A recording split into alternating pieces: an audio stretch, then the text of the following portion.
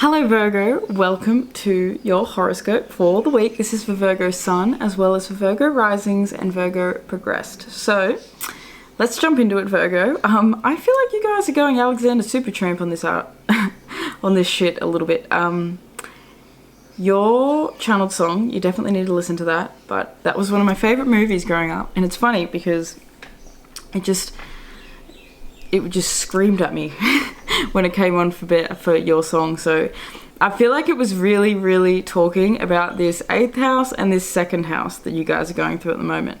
This Cazimi is happening in your 10th, and it is making a sextile over here to the North Node that is in your 8th house. So you guys have got an awful lot that is going on between your 10th, your 8th, and your 2nd. So there's a lot going on with your money and with your career, and you sort of figuring out I think how to actually connect with and to rely on people. I think that you guys are really in this energy at the moment, and it feels sort of uncomfortable because you guys like to be like the do-it-yourself type, but it feels like you guys are having to open up and learn to rely on others a little bit more with all this 8th house.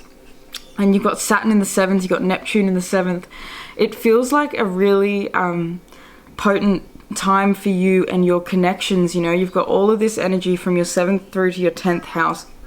So it's all about how you're connecting with people and how that connection is being portrayed, and how it's actually benefiting you in your career, all the way down to this Jupiter trine Pluto over here in your 6th house.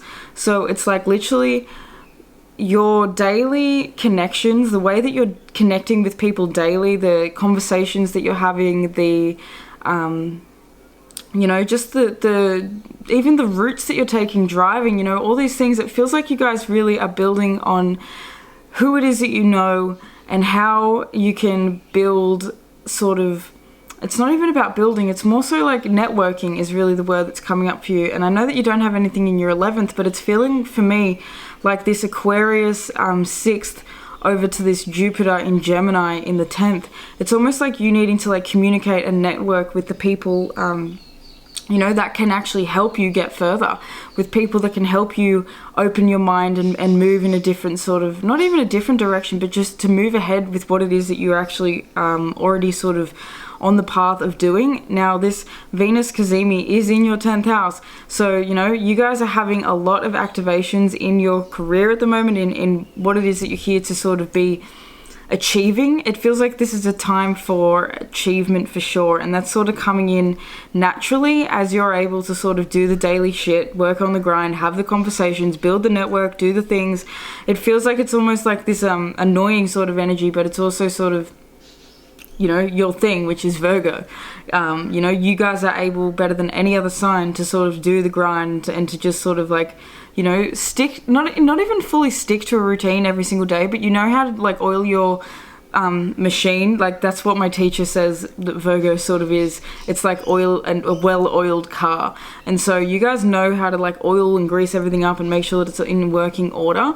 And so it's really about you sort of using that power to sort of create and to, it's really feeling like the word is like socialize and move. It's really feeling like the more you socialize, especially with just having Gemini on the 10th house anyway, the more you socialize and connect with the people in your local area, the more you start having these conversations and meeting people. And you know, Jupiter's here now, so Jupiter's like, well, go out in the community and build your career that way. You know, it's like, it's even giving me like flyers, you know, I don't know what it is that you guys are doing. Obviously everyone's going to have a different thing, but it just feels like getting your career known locally, getting yourself out there. Maybe it's even with this Saturn in the 7th house and with Neptune there as well. It's kind of like, well, maybe we need to be just sort of being a little bit more, what's the word? Like a little bit less rigid with things and a little bit more flowy with this like Pisces energy. It's like, well, can I like trust myself to be guided to the right place at the right time? It feels like there's this, you know, holding on a lot of the time that Virgo sort of does, especially with Taurus being in the 9th house. You guys really value your perceptions and your beliefs and the way you see things and the way you want to move forward. And so it's a time for you to really sort of have that questioned in a way, with the moon making its conjunction with Uranus on a balsamic phase just before the new moon. So it really is sort of like this opportunity for you to like maybe like have a think about these beliefs, and are they propelling you into the right direction or not, and do you maybe need to open yourself up to maybe you know, having more connection with others and not trying to do everything yourself.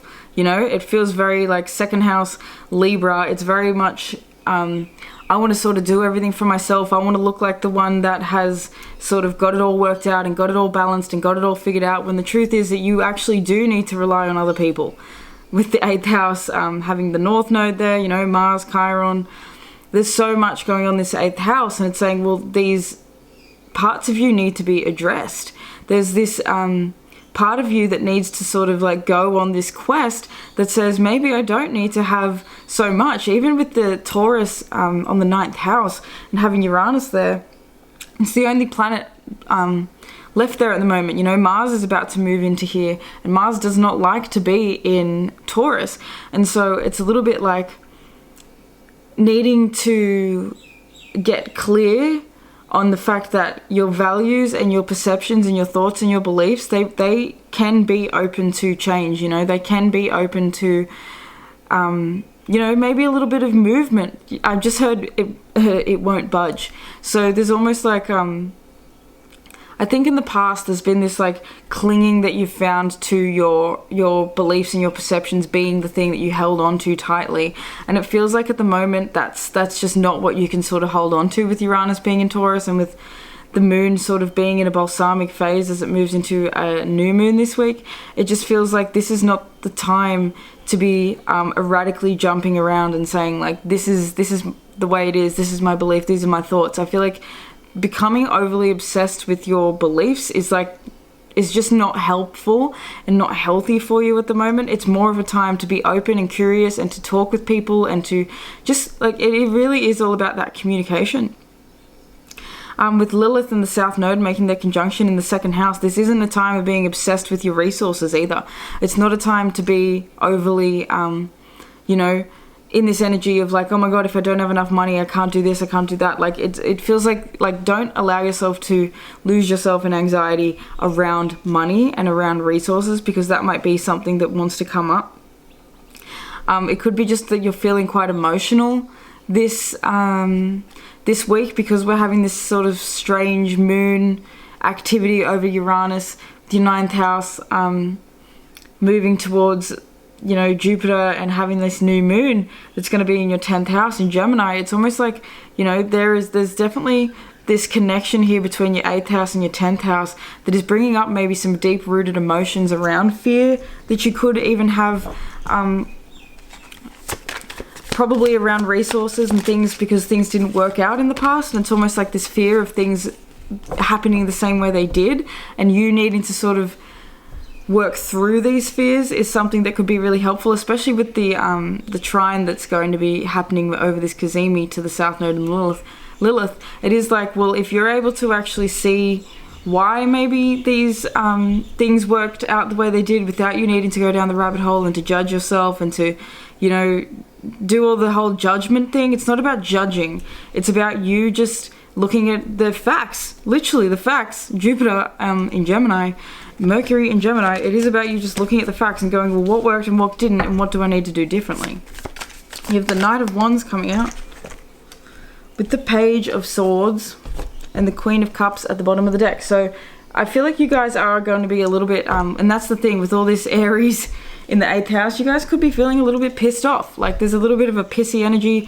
Maybe it's just like, you know, just like annoying things sort of coming up, like day-to-day shit, especially with this Pluto trine Jupiter in the 10th. It could be work stuff, just day-to-day work shit that makes you sort of like, gets you a little bit fiery, gets you a little bit angry, gets you a little bit worked up, and has you sort of speaking up and saying things. And that is sort of like a positive energy to be in, where it's like, okay, well, I'm going to actually speak up, but it's not about like ripping people in half with Chiron and Mars being at the end of Aries. Don't you know, attack people, but definitely speak up when you feel like it's time to like assert yourself in certain situations. Because Virgo, I feel like sometimes you guys can be a little bit passive in your relationships and your connections, and that's why Saturn is here to say, hey, no being passive. Let's actually communicate what it is that we're thinking, what it is that we're feeling. I feel like you and your communication is everything in your career at the moment. Even like writing, if any of you guys are into writing with Jupiter and Gemini in your 10th house, this is the time to sort of get these projects going, to get you know, things, if you already have projects out there, to market them, to get them seen, to get them out in the world. We have work, beaver, and intuition with the cat. I love that. 100%. It is about you with this Saturn, lovely Saturn sextile that we'll be having with the moon as she moves towards the new moon, is definitely saying, you know, listen to your intuition, listen to your gut when it comes to your work. Like I was saying, you don't need to sort of have everything worked out and things. You can literally be like, well, I feel like having a conversation with this person, so I'm just gonna like do that, you know. And it's like just putting it out there. Like I have a friend who is a Gemini, and she has this energy where like she will just like ask the random question, ask the person that's like big and you know, scary to approach, and she'll just randomly ask them, you know, hey, can I like join, or can I go do this with you or whatever. And you know, people respond and say yes I can, because I'm stoked that you asked. And you know, it's that energy of just, if you don't ask, you don't receive. So you need to ask. We have the beaver with work. So it is really about you just stepping into this work, making things happen, not dropping the ball. With Gemini and the 10th, you guys can definitely have a tendency to be like, I'm going to do this, I'm going to do this, no, I'm going to do this, I'm going to do this. And it is about you guys needing to have a little bit of a foundation and a stability, as well as passion, whatever it is that you're doing with this North Node trine that's going to be happening over this Cazimi. It really is about you needing to be in something that makes you truly passionate, that's something that brings you a sense of power and identity, and just knowing, like, the identity is, I know that this is me, I know that this career feels right, I know that this career is something that I would be proud to walk into a room and say, yes, this is me, I am this, you know, I'm a doctor, I'm a lawyer, I am an author, I'm an entrepreneur, I am a mother, I'm a father, you know, any of that sort of stuff. Last card we'll get for you is an archetype card. I love that you got the beaver. I really feel like it's time to, like, you know, keep building on your castle. I feel like you guys want what you want, and that's not a fantasy. It's time to really ground it into reality, because the thing is too, with the North Node and the 8th, yeah, Chiron's here as well, which means that there is a healing. I just heard ancestral healing. There's a healing that is coming through, you know, and this is the house of inheritance. So it's like, at the moment, you don't need to be so obsessed with building and making everything yourself. It's about, what can I actually already, like, enjoy? What can I already sort of look at that's around me? What resources can I put together that are already around me? You know, it's not about having to figure everything out and oblige yourself to needing to sort of, like, always be the one who has it all, you know, together and has all the money and is willing to, like, give it out to everybody. Sometimes you need to be the one to receive, you know. Wow, you got the Knight, which Leo just got, which is loyalty, romance, and chivalry, a love of honor, allegiance to a destructive ruler, or principal romantic delusions is the shadow attribute. So it does feel like, you know, like I was saying with your career, it needs to be something that feels honorable to you, something that you would be proud to say, you know, you do. Something that's just really going to actually make you feel obsessed with, in a way, and not like obsession in this like crazy, like, I can't, it's the only thing that you do and it's the only thing you talk about and think about, but something that does literally make you feel like, yo, I can just keep sort of doing this shit. This is fucking fun, you know? And it doesn't have to be forever, but it does have to be for now, you know? We have the Fool coming out. It says, fearlessly revealing emotion, helping people laugh at absurdity and hypocrisy. Shadow attributes is using humor to wound rather than liberate, denial of your emotional truth. Gossip as well coming out with the light attributes, awakens consideration for the feelings of others and honoring trust. So shadow attributes is thrives on the power of passing on private or secret information and betraying confidences. So that's the thing with all this 8th house, 10th house, Gemini. Just, you know, if you're going to be speaking and connecting and having conversations with people, just don't be bringing up shit that you don't need to, you know? Just don't be gossiping, things like that with all this in your 10th house, Gemini. You know, you guys could maybe love to gossip about colleagues and things like that. This is just not really a time where you're needing to sort of do that. Maybe just have a little bit more compassion when it comes to you sort of flying off the handle in, like, anger, especially as well, with Mars having just moved over Chiron. That's definitely bringing up anger issues. even. I'm feeling like really thirsty. So definitely drinking enough water, being hydrated, allowing yourself to be, you know, in your healthiest point that you can be at. With Pluto being in your 6th house now, it's kind of like, okay, well, we need to be healthy so that in our routine, so that we can work healthy. You know, it really is about using this routine in order to expand your career and to connect with people. And with it being Aquarius, you know, it is about expanding and connecting with groups, but also having your humility in that and being someone that's funny. You know, have fun. You know, be the talker that you are, but don't just be shit talking. You know, just simple stuff like that. Anyway, Virgo, I love you so much. I hope that you enjoyed this reading. Do make sure you check out your channeled song as well and any other placements that you have, and I will see you next week. Peace.